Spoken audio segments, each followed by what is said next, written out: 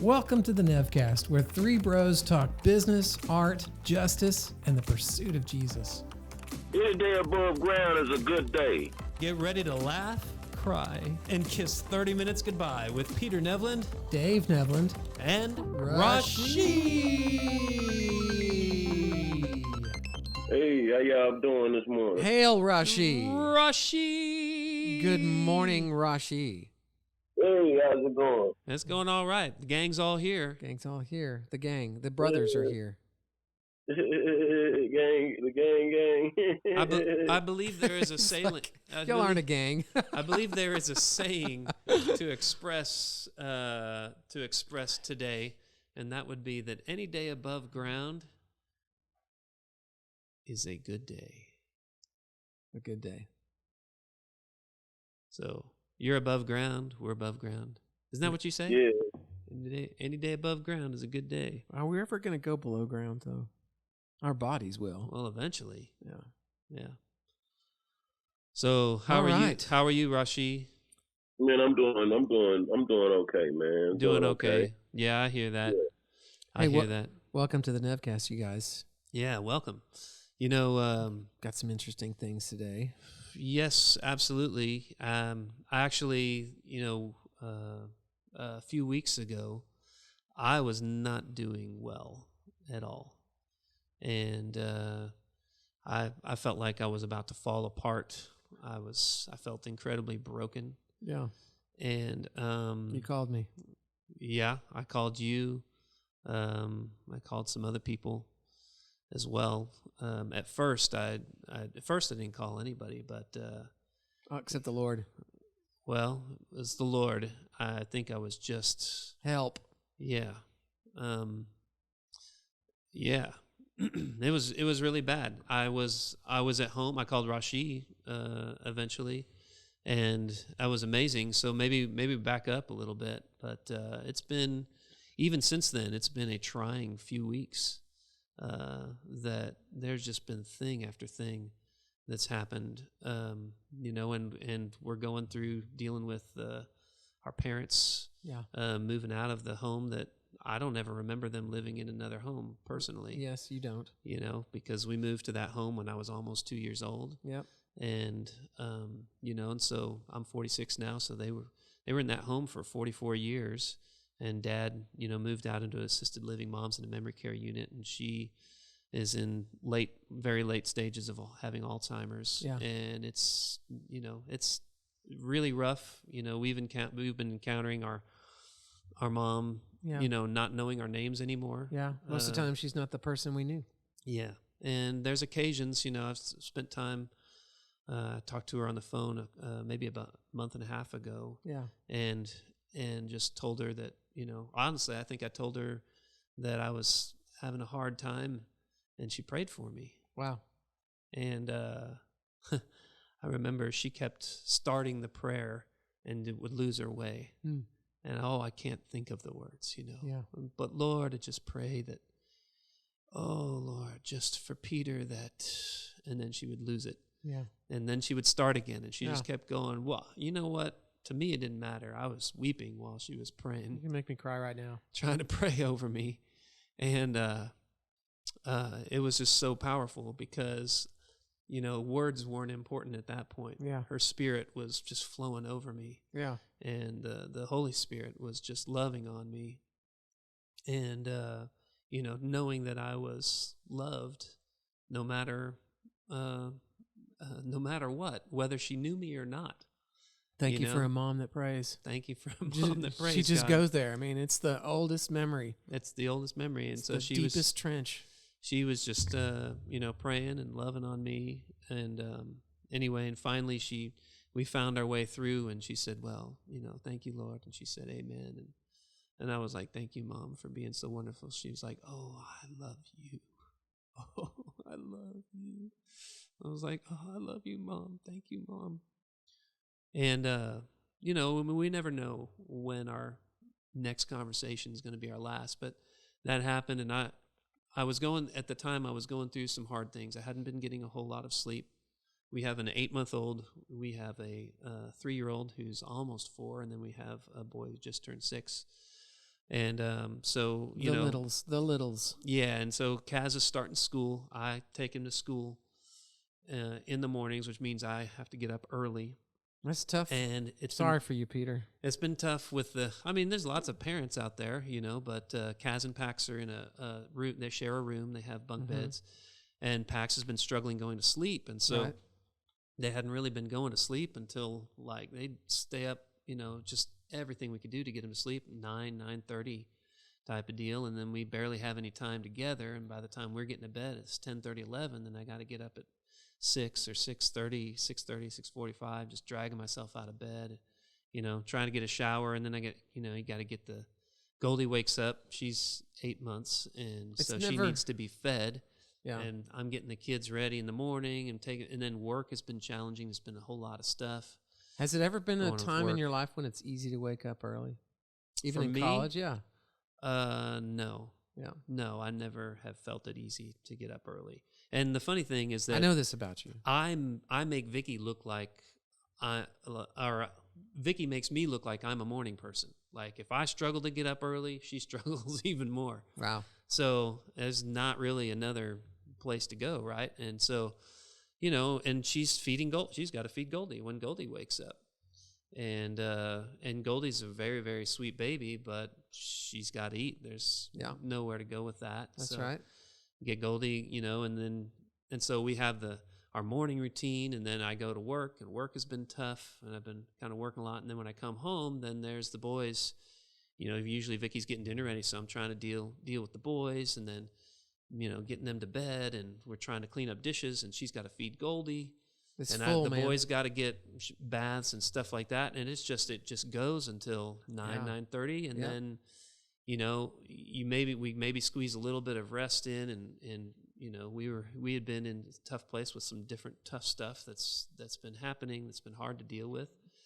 And man, that time of life, it's like, it feels like, will you ever get out of it? Yeah, that's what you feel like. Oh, I mean, it feels both like that. Mom and Dad feel like, will we ever get out of this? Is there any escape from it? Because it feels like there's no escape. Right. And that started happening to you. Yeah, and so then I was it was Vicky's birthday, and she turned 40, and I mean nobody ever guesses that because she looks so good.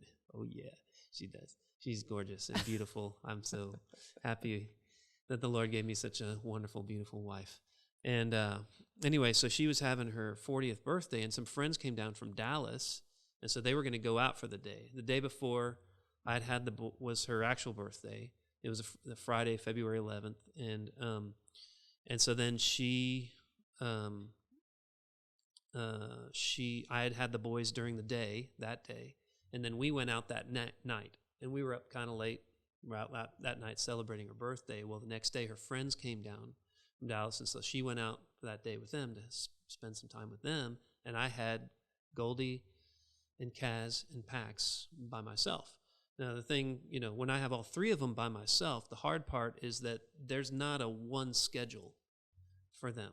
Yeah. There's a one schedule for the boys, and then there's one schedule for Goldie. Yeah. And then if Pax starts to get upset, and he's got this fierce will and also this fierce need, and when he needs, it's hold me, and he may only be 32 pounds now, but holding him for an hour. Yeah. Anybody have you ever picked up something that was 32 pounds and tried to hold it for an hour? Yeah, it's like a workout on the biceps for sure. You just this position. Yeah. And then even if you switch arms, those arms, eventually it's like start to burn. They can't anymore. And so I was holding him, and I think Goldie had woken up. We were about to watch some TV. We watched some. It was the end of a basketball game. I think that I had UT basketball game. Goldie likes basketball game. Goldie likes that. Oakham Horns. Yeah, she loves. Well, and she was just playing on the floor. She actually does. She likes just about everything. She can do this. I don't think Goldie can do this yet. Not yet. Okay. Pax and Kaz can. You need to work on that, Peter. They're good. It was for a while. Kaz used to root against every team that I like to root for. Kaz? Yeah, he would intentionally choose. If Daddy's rooting for Texas, I will root for the other team. Dad, Texas is going to lose. I thought he was a sweet boy. He Just is. kidding. He is. And then I think he discovered at some point, okay, I'm going to start rooting for I'm gonna get the on teams Dad's team. yeah, likes. Team Dad. And we have so much fun, watching sports together. And he's like, yeah, it's like having, it's funny. It's funny. I didn't realize as an adult how I've taken away permission from myself to really celebrate things that I like a lot of times, or to get upset about things that I don't like. Like, there's no filter on Kaz. So he's like, yeah, Dad, they did it. And I'm like, yeah, they did it. And I'm like, oh, this is so much better. Actually like enjoying it, celebrating, rather than watching it, keeping it all inside. Anyway. Okay. So we watched this, and it got to be about lunchtime. Who told you to keep it inside? I know, right? That's probably some emotional healing to go right there. Rashi's like, man, Pete, Rashi's, you're about to tell me, like, that I can't keep it inside, right? You said what again, bro? I said, yeah, I thought you were about to tell me that I can't keep it inside. I can't keep that celebration and joy inside. Right. No, you can't do that, brother. Yeah, right. You gotta tell the world. Yeah, but anyway, so we got done. We had to go down for lunch, and so we go down for lunch. I get Goldie started eating, and as she starts to eat, well, then I need to get the boys lunch, and I've got to heat up lunch or make it or whatever we had. I think I was trying to do leftovers, but I still had to heat them up. Leftovers. Yeah, right. And so in order to do that, I couldn't hold Pax anymore. Yeah. So while I you set him fed down. him, while you fed him the mac and cheese, the It Kraft wasn't- mac and cheese. wasn't- I Because mean- that's what y'all eat. Yeah, we don't. But we had leftovers, thankfully. Leftover sweet potatoes. We did have mac and cheese the other night, but it was homemade mac and cheese. I'm Mickey sure. made it from scratch. And That's it was right. Amazing. Yeah, she made the noodles from scratch, I'm pretty sure, too. Not quite. Oh, my gosh. So close. So close. What? So close. Not noodles from scratch. I expect so much. Yeah, you do, apparently, because that's expecting a lot. Wow. But anyway, so I start to heat up leftovers that we have, and I said, Pax, I need to get lunch ready for you guys, so I can't hold you. Hold me. I can't hold you, buddy. He starts very quickly crying, screaming, hold me. So Pax starts yelling and screaming on the ground, rolling around on the ground. Hold me. Ah! Oh my gosh. And in my head at that moment, I heard, I just need to find a way to connect with him and just tune into his emotions, what he's feeling. How can I help him? And it was like I could not do it. You couldn't find it in you. I couldn't do it. I don't know how to explain it any more than that. Even thinking right now today, I'm like, oh, I got that. No problem. I know what to do. Yeah. But at that moment, whatever, I was at my lowest emotional reserve. I ran out of it, and I was I just snapped. It was turned off. And I was like, Pax, no, get up, stop it. I can't hold you right now. I got to, get you guys lunch. And he's just lying on the floor, just screaming. He starts screaming, So I was like, oh, you want to scream? Ah! You screamed too? I screamed. Oh, I've done this before. Yeah. Yeah. Oh, wait, you're a father too. Yeah, That's right. yeah. You have 3 kids also. Yeah. Yeah. And so I screamed. Oh, he did not stop screaming. He screamed more. And, and then so I, pick him up, not happily, put him on the bench, where he was supposed to sit, and I start smelling something. Uh-oh. He has pooped his diaper. At least he had a diaper on, but he pooped his diaper. Now I got to clean him up. So I angrily take him, put him on the toilet. He's screaming his head off, just screaming his head off. I'm wiping him off. He's trying to get off. He's just kicking, screaming, attacking, grabbing me, hitting me, punching me, anything. Man. Right? Yeah. And I just completely like, stop, it's just screaming. And now, Pax is the kind of, there's some children who they yell whenever they're upset. Pax is the kind, he screams in a way that hurts your ears. Yeah. And it hurts you. It hurts me physically when he screams like that. Like, Right. It was just painful. So, I even had I put my hand over his mouth. Stop the screaming. Stop the screaming. All the while, what I need to do is calm down, take a step back. Yeah. If I could tune into him, but I couldn't. Yeah. It was like I couldn't Wow. in that moment. And I knew I just needed to calm down, but I couldn't find a way to calm down. Finally get him wiped off, get him back to the table. And we step back to the table, and he's just sobbing in his chair, this little boy. Yeah. And he's the cutest little boy. Yeah. What a wonderful little boy my son is. You know, and I couldn't stop myself, and there's nobody to relieve me. Yeah. It's the three of us Goldies just munching away, eating happily on the table, thankfully. Yeah. At some point, I had to go upstairs and get Pax some more underwear, and he didn't, or we had to get it from upstairs, and I see upstairs, oh, they've left the room completely messy. And I'm like, Kaz, yes, Daddy. You know, and I said, come up here and clean up your room. Absolutely, Daddy. I'm sure Kaz was thinking, like, I just got to get away right now. I just got to get away. I don't want to be around this because this is crazy. Dad's screaming, Pax is screaming, I got to get out of here. He goes up to the room. He cleans his room. Wow, nice. I mean, his obedience was immediate. I don't want to use that tactic to get him to obey. But anyway, thankfully, you know, he didn't add fuel to the fire. And so when I bring Pax back down, get his underwear back on him, all this stuff, he's not screaming anymore, and he's just sobbing in his chair. And I just thought, I still don't have it. I've got to get them lunch ready. If I can get them lunch ready, I will calm down because preparing stuff, doing things, putting your mind on something else will calm you down, or calms me down. Yeah.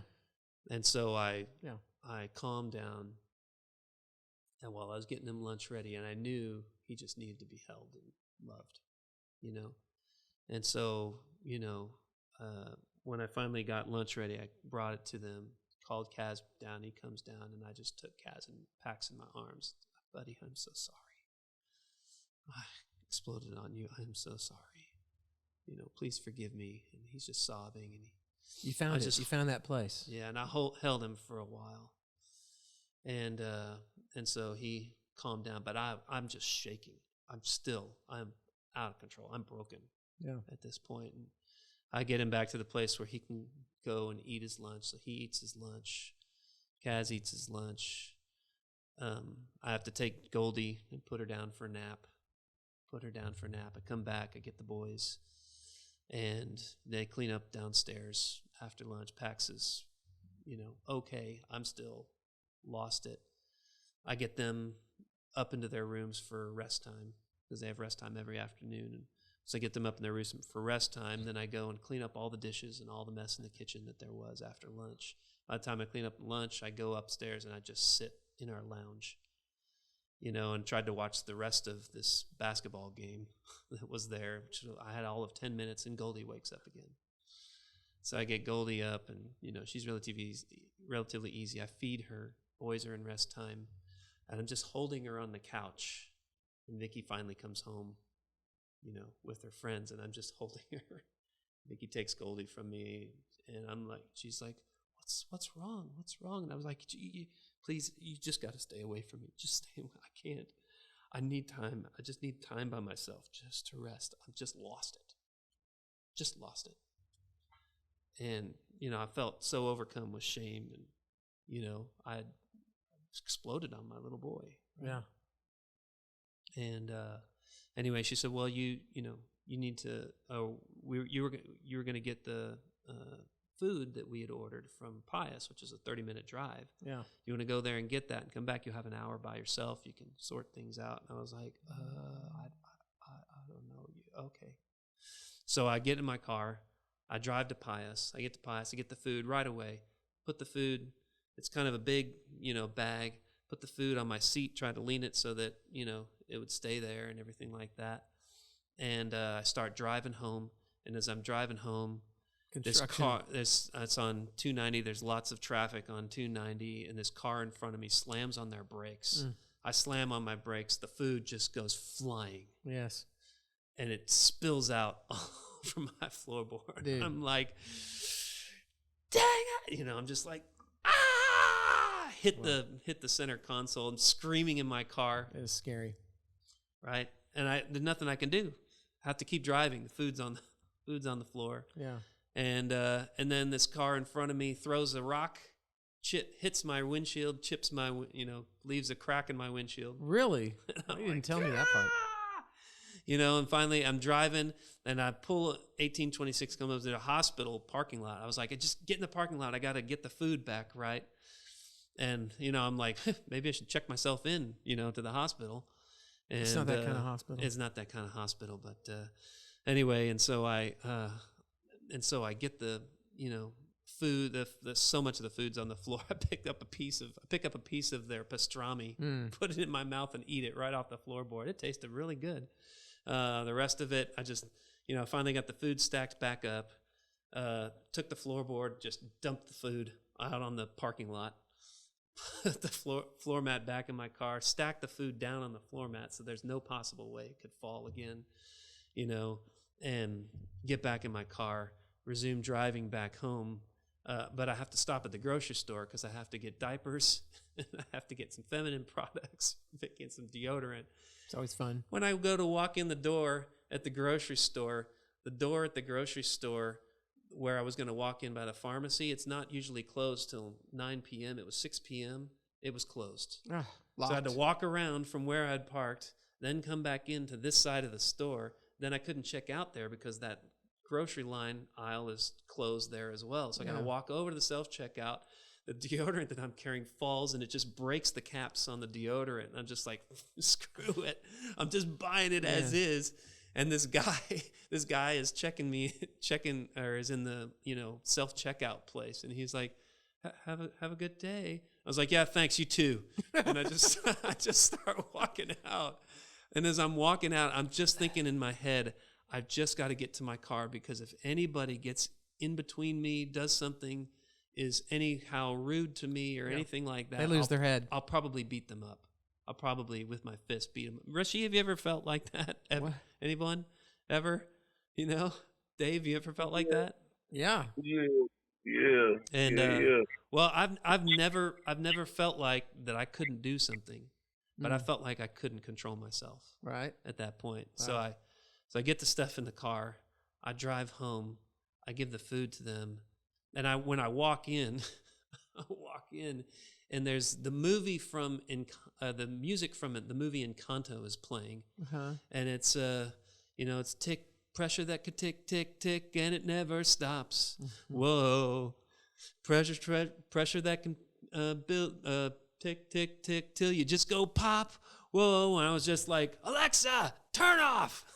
Wow, that's what you did. And I turned the corner from the kitchen, and Pax is in his diaper and nothing else, dancing to it, and Vicky's two friends are with him dancing, and everyone's just like stops. Oh my gosh. And they're like, Pax was just dancing to that. Do you think he could dance that? I was like, if he plays it softly, yes. And I go upstairs, march upstairs, get into my bed and fall asleep. Oh, wow. 2 hours. They have dinner. Right. I wake up and I'm just shaking, waking up. I've never experienced this before. Is that when you called me? Yeah, I think that's when I called you. Okay. To talk. And it was no fun. I talked to Dave. I don't know. I don't even know. I don't remember what you said. It was great. No, yeah, I don't know. I mean, I listened mostly. Yeah. I said, "Oh man, Peter, that's terrible. I'm sorry." Yeah. I said something like that. Right. And the next day, I went to bed. I got up. I felt a little better. I went to work for a little bit, but then I started the first little thing that was even the remotely difficult. I started to break down again. Wow. I just started crying again. I couldn't handle it. So I went home at the end of work, and I told Vicky, "I'm sorry, I can't help you. I just can't do it. I can't help with putting the boys down. I can't anything. I just skipped dinner. I just went to bed." And I think that night, my counselor that I've gone to, he called because I told him I just need you right now. I'm broken. I can't do anything. And so he called, and before he called, I slept, and then I couldn't sleep. I woke up. I felt like the Lord said, "You need to open this this book that someone had sent me. He hasn't written it yet, but it's a book of his going through his journey through Psalm 84 and mental Wow. wellness. Well, all right, there's so much going on with this episode. We can't finish it and fit it into this one episode, so we're going to complete it next week. Join us, Nevcast.